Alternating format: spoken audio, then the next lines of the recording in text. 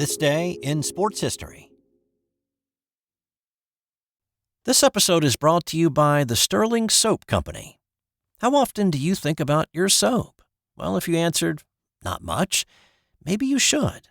You see, a lot of what passes for soap in stores is technically not soap, according to the FDA's definition. It's full of lab-created chemicals and detergents because it's cheaper to make. Now, what if you could buy natural soap made from natural ingredients like tallow, palm oil, coconut oil, and scented with essential oils, and for just a little bit more than you'd pay for grocery store soap? Sterling Soap is 100% natural, and with a wide variety of bath soaps, shave soaps, beard balm, lotions, and cologne, there's a product and a scent for just about everybody. Check them out for yourself at sterlingsoap.com. That's STIRLING soap.com. Welcome back to another edition of This Day in Sports History, a member of the Sports History Network. You can find more podcasts and more info at sportshistorynetwork.com. It's December 28th, and on this day in 1975, the term Hail Mary was introduced into the football dictionary. This was a divisional playoff game between the Dallas Cowboys and the Minnesota Vikings at the old outdoor municipal stadium.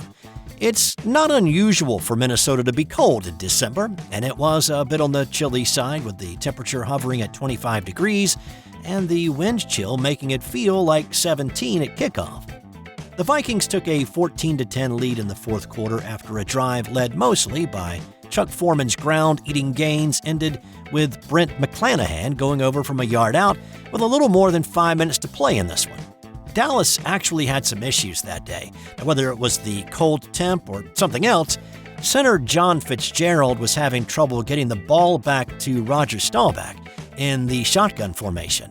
Low snap after low snap threw off Rodgers' timing, and he was not happy. Their drive after the Minnesota touchdown sputtered to a halt because Fitzgerald could not get the snap right. On their final drive of the game, Fitzgerald was replaced by rookie Kyle Davis. Now, the reason why we're talking about this game is coming, but there was a play that happened on this final drive that is actually more impressive than the touchdown. With 44 seconds remaining, the Cowboys faced a 4th and 17 from their own 25. Here's Gary Bender and Johnny Unitas with the call for CBS that day. Roger going down here, Drew Pearson. And did he make the catch? He did. He made the catch. Pearson toe-tapped the sidelines with 2 feet for a pickup of 25 and a first down at midfield. So that's how close the Cowboys came to losing this game. A Pearson toe lands on the chalk, this ball game is over, and we're calling the Hail Mary something completely different at this point. So there's only 32 seconds left, and down 4, the Cowboys need a touchdown. Staubach remembered a play that Dallas had run the year before during the Thanksgiving Day game with Washington, and we've actually talked about that game on this podcast. It was the infamous Clint Longley game. Well, Longley, who was subbing for the injured Staubach that day, hit Pearson in stride for a touchdown to beat the Redskins. So Staubach called the same play with the only exception of having Pearson line up on the right instead of the left. Here's the voice of the Minnesota Vikings, Joe McConnell, with the call of what became known as the Hail Mary. Roger takes the snap, pumps it once. He's going long. Down the near sideline for Drew Pearson. Pearson makes the catch at the 5. Touchdown! Pearson goes in for the touchdown, and the Cowboys score. The pass was a little underthrown. Pearson made an adjustment on the ball, and whether he pushed defensive back Nate Wright in the process is still a sore spot for Minnesota fans. But Pearson trapped the ball with his right hand against his leg, and he slipped into the end zone for the touchdown. Minnesota's plea for a pass interference call went unheard, and the Cowboys led 17-14 after the point after. Now, this is a bit different than how we define a Hail Mary now. There were still 24 seconds on the clock, and Minnesota still had 3 timeouts, but Fran Tarkenton could not lead the Vikings downfield to return the favor, and the Cowboys won the game to advance to the NFC Championship game. Talking about the dramatic play after in the locker room, Pearson was quoted as saying the chances on a play like that are slim and none. Head coach Tom Landry said, "Our only hope was to throw it up there and hope for a miracle." It was Staubach, a good Catholic kid from Cincinnati, who attached Hail Mary to the play. Here he is remembering it 40 years later on The Dan Patrick Show. We won the game, and after the game, an AP writer just said to me, "What were you thinking about when you threw the ball?" And I said, "I closed my eyes and said a Hail Mary." I was a Catholic kid from Cincinnati, and they said, the NFL's recognized that's the first time it was ever said. Now, one more thing to add to this story. The term Hail Mary was actually used in football years before, but to describe something completely different. In a 1922 collegiate game between Georgia Tech and Notre Dame, the Irish actually said a Hail Mary in the huddle prior to scoring a 6-yard touchdown. Later, they did the same thing before scoring another 6-yard touchdown, to which a player said after the game, "That Hail Mary play is the best play we have." So, a little better marketing back in the 20s, and Hail Mary may have become the term for a 6-yard touchdown run rather than a desperation heave as time expires. Of course, who knows if we would even have cared about what happened in 1975 if what happened on this day back in 1902 had not happened. Before the NFL started as the APFA in 1920, there was another league called the NFL that got its start in 1902. Connie Mack, better known for his time as manager of Major League Baseball's Philadelphia Athletics, started up the first professional football league. At the end of the season, 3 teams claimed that they were the champions of this new thing, so on this day they started a 5-team playoff played at Madison Square Garden.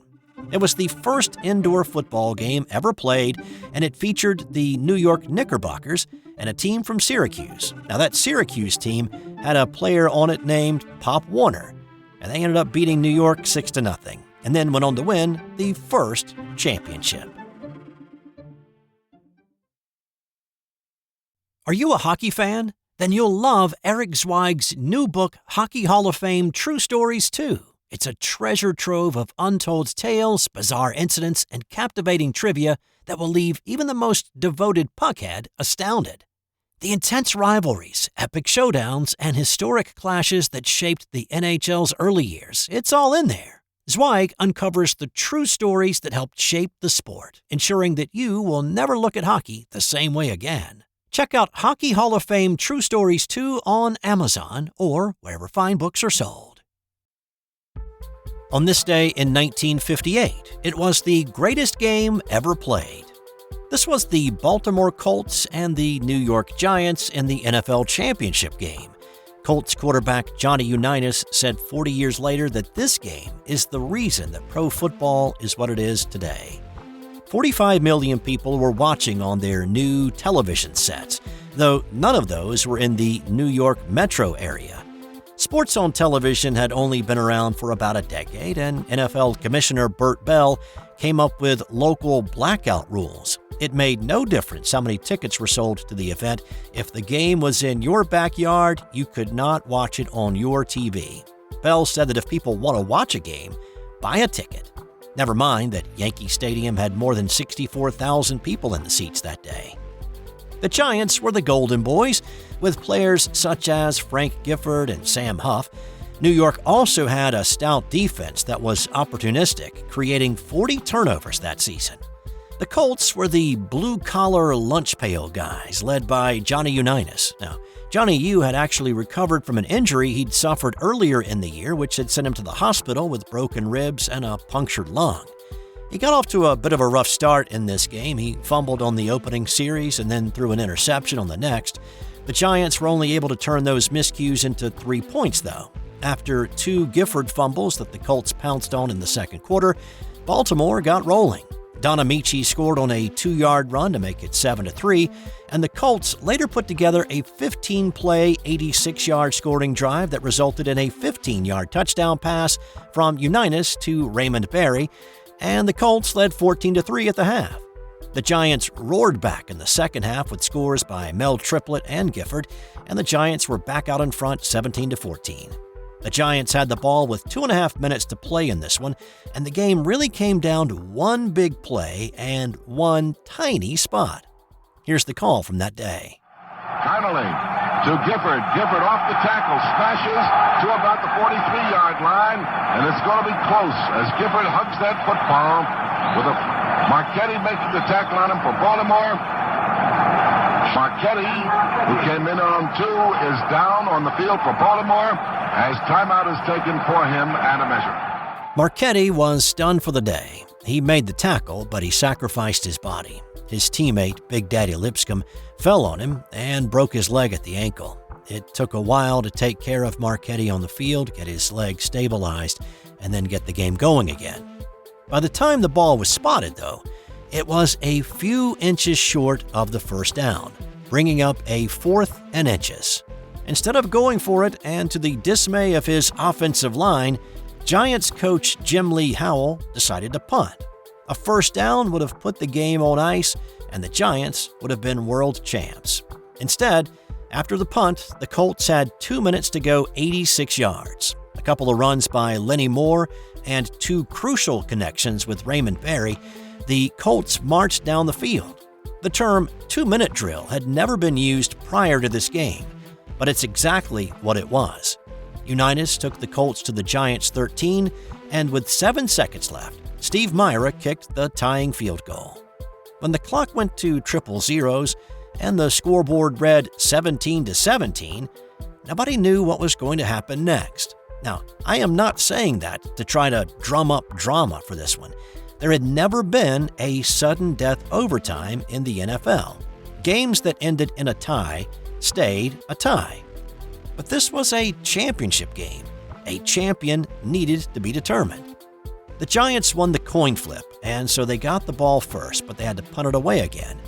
Once again, Berry was crucial to Baltimore moving the ball down the field.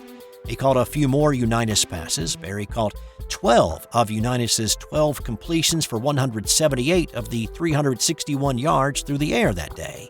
Unitas and the Colts went back to the ground game with Amici. Flanker out to the right, the left-hand split. The fake to Dupree, the handoff to Amici's at the 30, the 25, down to the 20-yard line. So the Baltimore Colts have first down, 10 yards to go on the New York Giants 20. Amici carried the ball 14 times for 59 yards, that one being his longest of the day. Now, here is where an interesting thing happened. NBC lost the live video feed from the stadium. The production staff was in a panic to solve the issue quickly. Fortunately, a drunk fan wandered onto the field and delayed the game long enough for NBC to reestablish connection and broadcast the dramatic ending for television viewers. The funny part was that it was learned later that the drunk fan was actually a very sober NBC production assistant, delaying the game intentionally so they could reestablish the connection. So after order was restored on the field, the nation was able to watch the dramatic finish. They're down about 1.5 yards to go. He is now connected on 27 out of 40. The Colts at the line of scrimmage. Flanker to the right, the ends are tight. Unitas takes, he gives to Amici, and the ball game is over. Alan Amici has scored the touchdown, and the Baltimore Colts are the professional football champions of the world. This game had a huge impact. Interest in the NFL skyrocketed. Season ticket sales around the league soared. The NFL averaged more than 40,000 a game the next year and never looked back. Pete Rozelle was named the commissioner prior to the following season, and with the memory of this game still fresh in everybody's mind, Rozelle was able to put together a national television contract, increasing the scope and popularity of the game. All right, how about another exciting game ender? Well, the scope and impact of this one was nowhere close to that 58 NFL title game, and really was not more than just a mark in the win column. But it's fun to revisit. So let's go back to 2000 and a regular season NBA game between the New Jersey Nets and the Boston Celtics. The Nets led by 2 with 1.7 seconds left, and they had the ball out of a timeout at midcourt. All they really had to do was successfully inbound the ball. Instead, this happened. Celtics looking for a miracle. Nets just trying to hold on. Knocked away. Good! Incredible! Absolutely incredible at the buzzer! That was Boston's Milt Palacio with the steal and then the game-winning three as the horn sounded. It was his only shot of the game, and he was mobbed by his teammates like they'd won a championship. Time now for today's Nothing to Do with Sports Fun Fact. Did you know that Anson Williams, that guy who played Potsy on Happy Days, was the nephew of Dr. Henry Heimlich, the inventor and namesake of the Heimlich maneuver?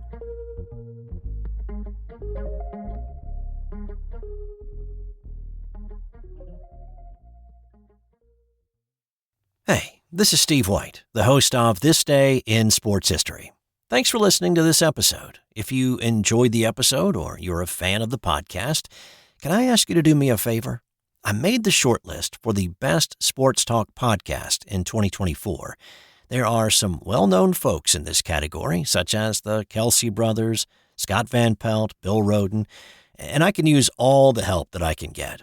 I put a link in the show notes that will take you to the page, and if you have a moment, click that link and cast your vote for my podcast.